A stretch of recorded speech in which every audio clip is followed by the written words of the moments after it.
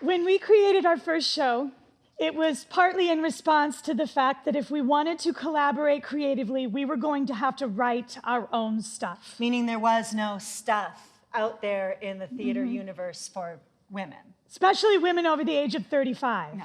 I mean, it starts out something like this. First, you're an ingenue, but if you're not an ingenue... Which means a certain look, hair, body type, age. Yeah, let's see, what? Blonde, 20, size 2, 20? Yeah. Also, we could play the sassy best friend. Oh, which is also lovingly referred to in our industry as the fat best friend. Sassy and funny usually mean fat. Or real. I love it when I get called to play someone who looks real. Thank you. And whatever you think real means, you're right. Yeah. But we're not going to talk about that. No. And we're not here to grapple with the question of, are women funny? They are. Let's move on. Thank you. Nor are we going to talk about how many times we've heard the phrase, 2 women on stage? I feel like I've seen that. What else you got? Yeah. Or we're not going to talk about how when an older woman steps on stage or in front of a camera, the responses range from, is she aware of how she looks? Who does she think she is? Or our favorite, she's so brave. Apparently, when you're a woman over the age of 35, just doing things without apologizing, it's brave. Yeah. But we're not here to talk about that. No, and do you want to know why? Because those are other TEDx talks. I mean, that's one. Right, but there's that. But also, we don't have time. We need women's voices on stage now. So Shannon and I have been collaborating for 10 years. And the way we approach our work now in 2018 is very different from the way we started approaching it in 2008. Even 2 years ago, or 2 months, or weeks. This morning, things move fast. Things move really fast. And there's a fatigue for people that are creating comedy right now. The fatigue is very real, and it's not the usual sort of fatigue that satire brings. Satire has a short shelf life. It lives in dissension. Comedy is pain. It's not funny when someone falls, except when it is. And this fatigue has become the conversation among people who create, especially comedy, and especially with women. In this era of Me Too and Twitter wars and fake news and hashtags and what, gender and racial inequity, political dissension, trolls, comment sections. Oh, don't read the comment section. Oh, but I really want to know what #1 hot USA guy has to say about women's health. Yes. And that's the fatigue. The responses range from what's funny right now? Nothing. To how do we deal with this fatigue? How do we deal with this anger? Rage is a better word. Yes, in our artistic life, we have never felt more compelled to create and create quickly because the topic of conversation is a moving target. Yeah, and there are all kinds of writers and performers and activists that we both admire, and they're dealing with this shift in tone. For instance, let's see, she's a writer, she's a comedian, she's an activist, Lindy West. She famously quit, yes, queen, yes. Yeah, she famously quit Twitter in 2017 because, and Amnesty International agrees, Twitter is a hostile place for women. Sarah Silverman, who is usually known for button-pushing, subversive humor, is now creating comedy where she has conversations with people who think differently than her. And most recently, I think we've all seen the groundbreaking work that Hannah Gadsby has exploded on the comedy scene with her Netflix special, Nanette, where the whole premise of the show is that she's quitting comedy because, well, look around. Yeah. And in our own work, we've seen our collaboration move us from rage to stage. I am so sorry I had to do that. Bump. Don't apologize. No. Women always apologize. Yeah, it's very true, which is what inspired us to write this. I am so sorry I'm late. I'm so sorry. Oh, thank you. Be careful. I'm so sorry. You got me wine. I'm so sorry I'm late. Oh, wait. I'm trying not to say I'm sorry so much. Me too. Yes, I'm not sorry. I'm thankful that you are so understanding. Oh, I am sorry, but this is good. See, the premise of the sketch is clear.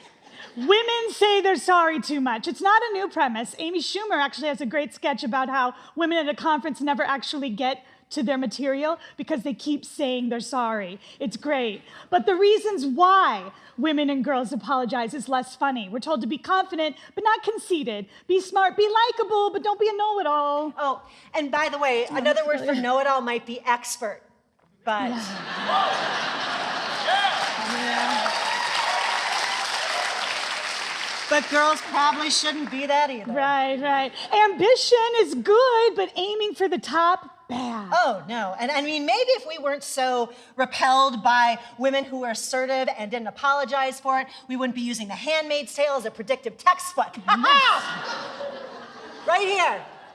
That's the rage that brings on accompanying depression, and rage and accompanying depression are not always funny. Especially for women, we need to be likable. We just want everyone to know right now that we are not upset. No. But what if we bring you, the audience, into that place with us where we know everything is terrible, and we know that we apologize too much, and yet we still can't stop? So the reason I was late, sorry, thought I was late. Are you sure I wasn't late? You're never late. Oh, you're very nice. You're nice. Sorry, what was I saying? You're not saying sorry as much. Oh, right, and it is, you know, this is what sketch comedy writers and improvisers call the game of the scene. See what we're doing here? Okay. And not saying you're sorry is very, very difficult, which is kind of depressing. I mean, what do we have to apologize for? What do we have to apologize for? For actually wanting the job that we were by far the most qualified candidate for? Yeah, what happened? Why are we yelling? Why aren't we yelling? Sorry. This is how we work with rage and accompanying depression. I once apologized to a lamp when I was gesturing and I hit it. I didn't apologize for doing it. Yes, I apologized to the lamp. And then, so this is the game of the scene, right? The game gets heightened. And yet, interestingly enough, it remains in a real place despite the heightening. Hi. Sorry, excuse me, sir. Sorry. Could we get our tab? Yeah. Please, we have to We're go. so We're so sorry, but we have to get up. Yeah. We're sorry we're asking you to do your job. And we're so sorry we can't just... I mean, we would just do it ourselves, but we're sorry. I'm so sorry we're standing here. Sorry. Do you still like us? Oh my gosh, please like us. So sorry. Sorry. Oh, he was very sweet. Oh, yeah, he was. But he'd be so much more handsome if he smiled, am I right? Yeah. So, what happened? Sorry, what? Sorry, you said something happened? Oh, I'm sorry, right. No, I'm sorry for not asking sooner. No, I just thought, sorry. You go. Sorry. I'm just trying not to say I'm sorry so much. Okay, I'm totally with you. Let's clink. Okay. Sorry. Something else that we are not going to talk about is how if more than one woman is in a show, it becomes a woman's show. Yes. Just like 12 Angry Men is a well-known man's show. Yes, if it's a woman's show, we're often asked if we're going to talk about woman things. Yes, like our periods, our pregnancies, and our hot flashes. Our relationships, our age, weight, glass ceilings, Oprah, I don't know. And to be fair, a lot of female-driven comedy does deal with those things. Because they're real things. Yes. So that's, yeah. But when a male comedian, talks about his relationship with his wife or his weight, we don't call that man stuff. We call it observational. Yes. And yet what we observe and talk about as women becomes women's work. Other words, fun words from other genres, chick lit, chick flick. Oh, yeah. Or the most fun. Oh, and most unfunny. Feminist. I'm so sorry. I'm so sorry. We're not upset. Please like us. No. We just want to look out into society and see the things that are enraging or downright frightening. And put it on stage. Where we can at least have a laugh about it before we remember that everything is on fire. Yeah. Like when you're at the doctor's office.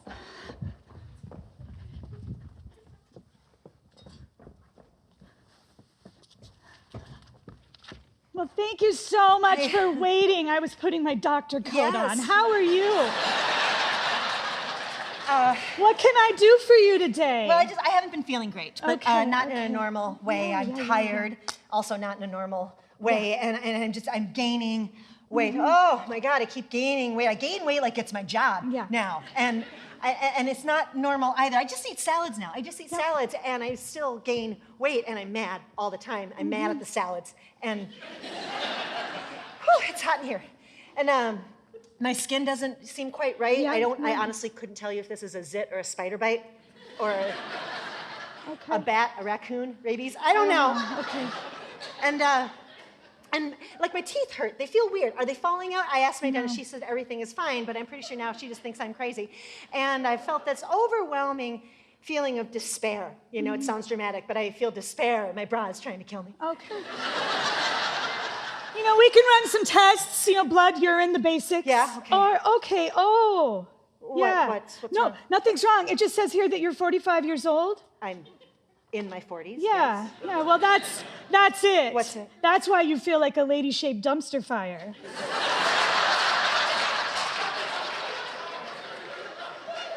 To be fair, the symptoms my character are describing are real, but your laughter is like a balm for my soul, so thank you. You know, it's the perfect storm, right, of too many hormones and not enough hormones. It's that magical sliver of time where you could still get pregnant or break a hip. What? And I know, I'm supposed to be rational. Look at me, I'm a doctor, I have a coat on, but once a woman hits her 40s, I like to call it the reckoning. The reckoning. Yeah. All those hours in the sun, all those glasses of wine, all those soul-sucking relationships, all those times you took notes in a meeting, and that wasn't your job.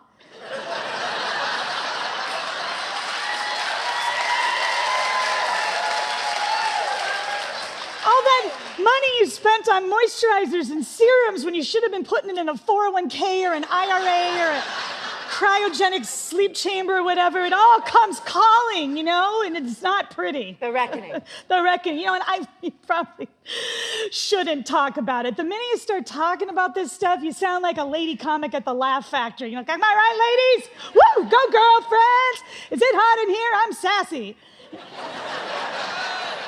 And truly, those are your two options right now. Sassy, which we know what that means, and angry.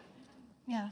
This is a very depressing conversation. No, there's a freedom to it. You go out there, girlfriend, and you order yourself a glass of white zin and put some ice in it and would never. Hang those tote bags on the back of your chair and you get good and tipsy on that patio because you feel like lady garbage and you've earned it. See, in this scene, we're owning what we're fighting against, the stereotypes, the comedy options for us as women. And because of that, and because we acknowledge the reckoning, and we can talk about women's issues in a way that makes us laugh, we can also break down those other parts of healthcare that are really concerning as women, things that are really not funny outside the walls of a theater. So you're going to feel better, okay? Hey, do you want to see our brand new 3D mammogram machine? It's not covered by most health plans, so the nurses have converted it into an exercise station. Yeah.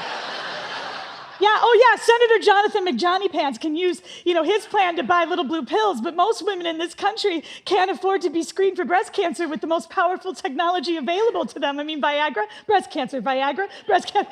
This is sassy. I'm not angry. Nope. So grab that tote bag, Sister Christian, and let's go. And so then after the laughter, there's thinking, we think. We vote, we protest. Yes, we stop apologizing.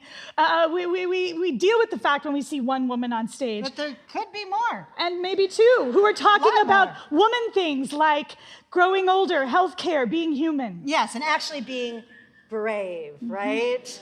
Yes. And then demanding that we be paid as much as our male counterparts. But we're not going to talk about that. No. Not this time. Thank you. Thank you.